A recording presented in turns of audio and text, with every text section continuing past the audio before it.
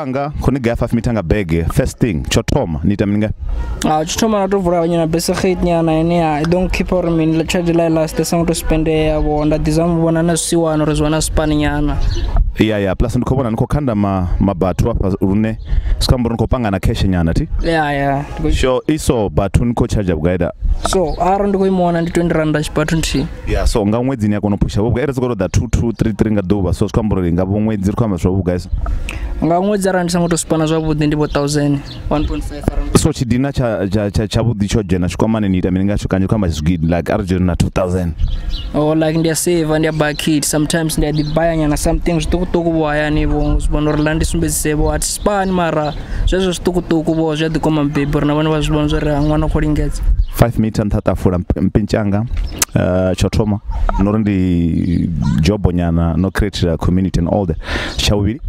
la ndato bonorment visebo bana bene babo khoda bo stratana ne formen babe busy bo khamsi bavula bo zikawashinyana nguzibona business zenza local bo change bo casino develop bo urubona kasi yanga bo spas mara khamusi maybe one day doba dombo sa sentene nguzibona so bo medinyana median ndinayo okay so ningapusha na media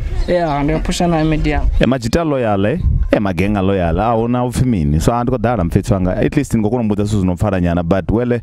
hey amedi tikoba convinced but it's part of life mwana mkala daningena ndinibone nimbuze na zori ndani pa 5 meter 5 million ndoita mininga 5 million ndiko donate ka charity okay nina ndala na donate charity ndano renga ni goro yano ka goro ina charity nyangu tumami nga charity okay why ndi banji bana bakutambula nda more than zinenda kutambula so nina husband kana na boyfriend ndi boyfriend okay so boyfriend ko ipamini